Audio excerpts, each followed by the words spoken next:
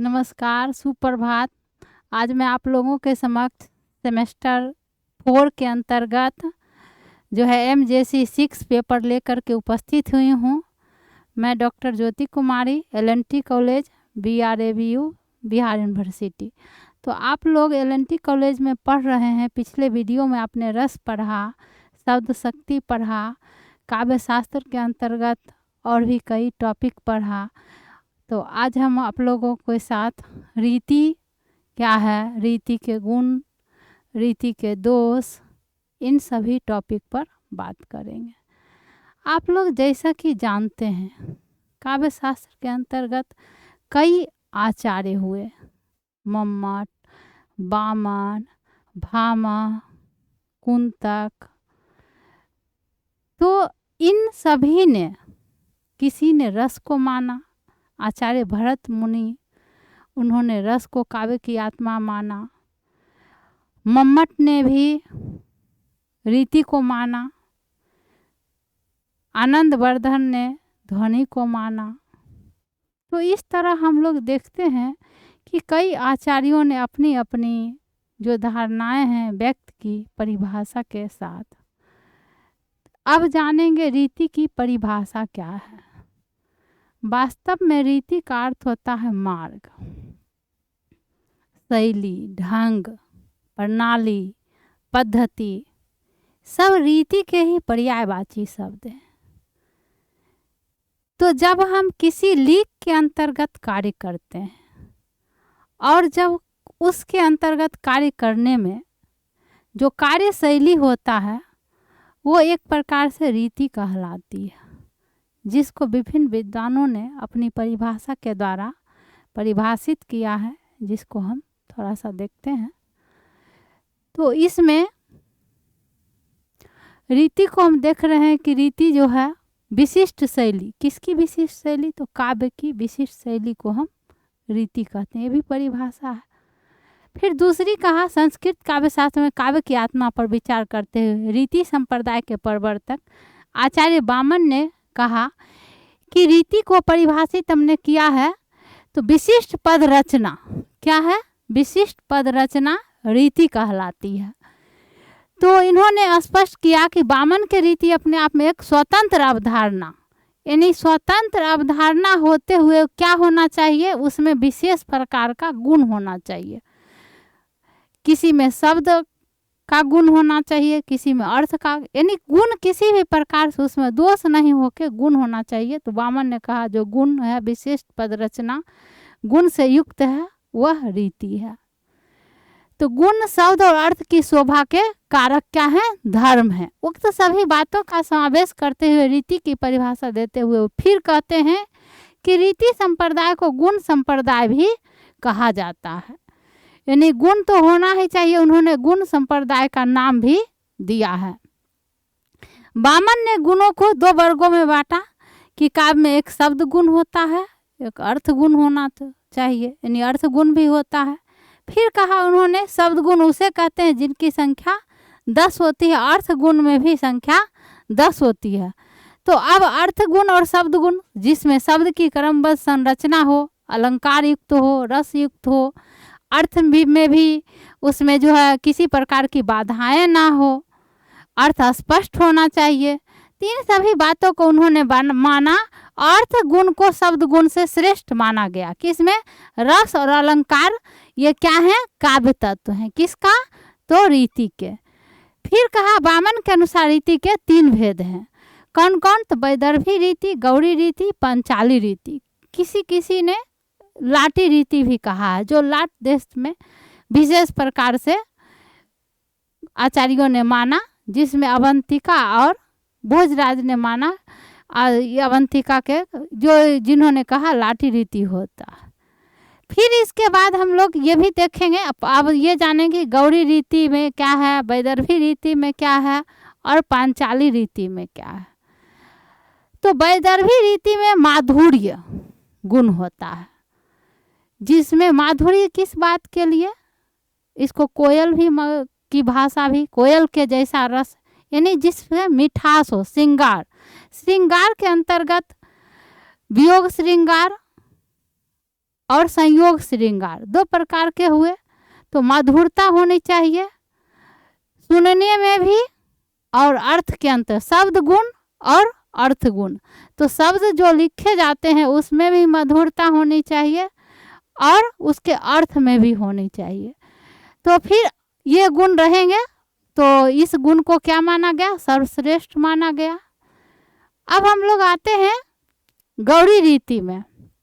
गौड़ी रीति में ओज गुण और कांति गुण अधिक होना चाहिए। क्रांति की अवधारणा वीरता से है, ओज यानी तेजस्वी होना चाहिए।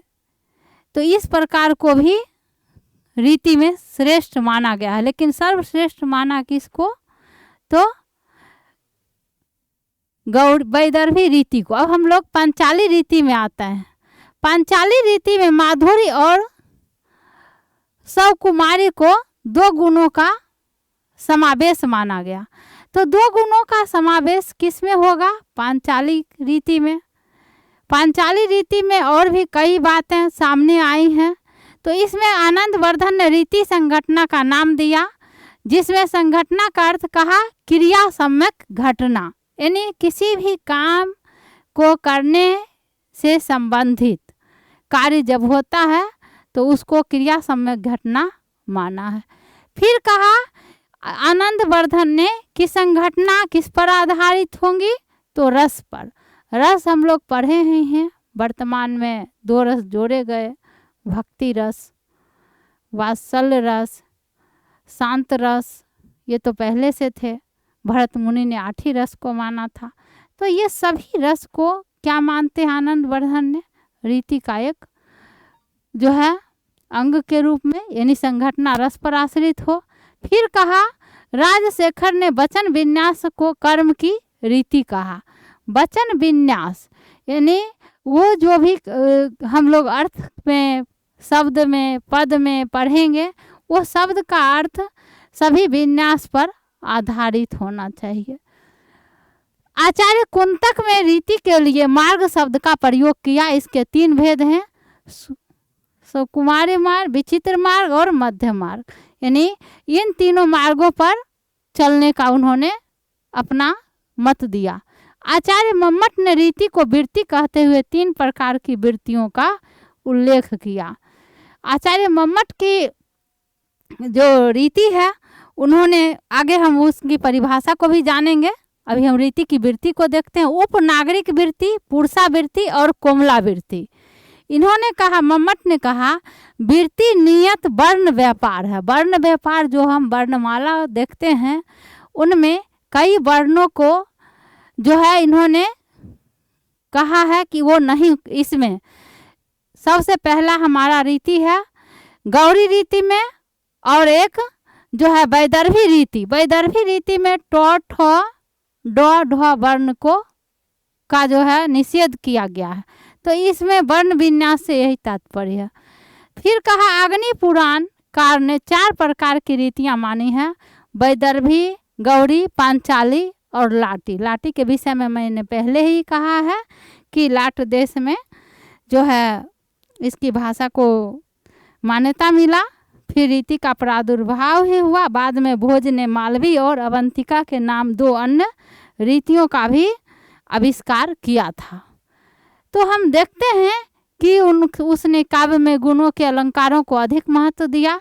जो भी काव्य है उसमें काव्य को हम रीति किस आधार पर मानेंगे? अलंकार के आधार पर, गुण के आधार पर, शब्द के आधार पर। गुण यही हुआ जिसमें शब्द और अर्थ हो। शब्द क्रमबद्ध, लयबद्ध होना चाहिए और उसके अर्थ स्पष्ट होने चाहिए। तो इसके अनुसार, हेमचंद के अनुसार, गुणों से काव्य का उत्कर्ष होता है। कहा गुण का महत्व इसलिए देना चाहिए कि गुण से क्या होता है? उत्कर्ष यानी ऊंचाई प्रदान होती है शब्द में, उसके अर्थों में। अब है रीति और गुण। आचार्य दंडी ने गुणों को ही रीति का आधारभूत तत्व स्वीकार कर लिया।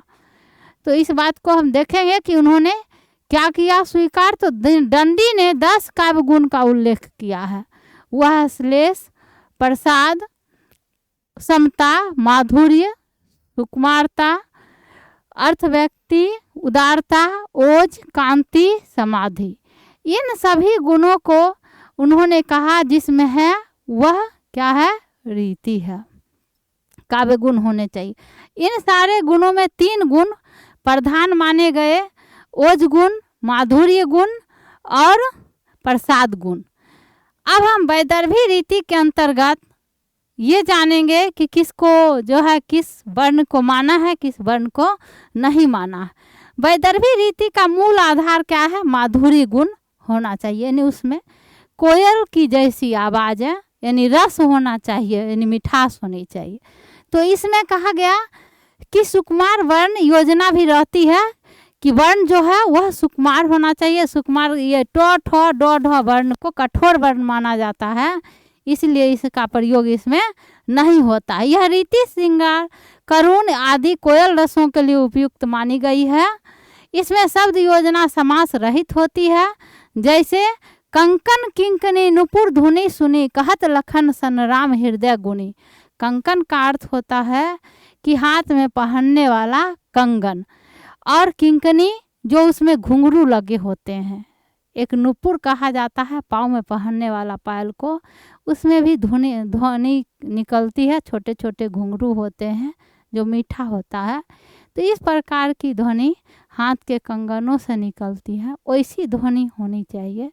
काव्य गुण उसको माधुर्य गुण कहा गया। माधुर्य गुण किस में रहेगा, तो वैदर्भी रीति में। अब हम लोग आते हैं तुलसीदास की एक पंक्ति पढ़ते हैं गौरी रीति में।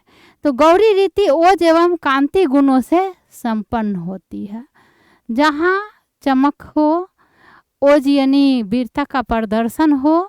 तो इस प्रकार की रीति को गौरी रीति कहा गया, जिसमें रौद्र भयानक रसों की अभिव्यक्ति के लिए यह उत्तम माना जाता है। रौद्र रस का उपयोग जहाँ ऐसी पंक्ति में किया जाता है जहाँ पर महादेव के यदि क्रोधित रूप का वर्णन करना हो तो हम रौद्र रूप का उस समय उपयोग करें।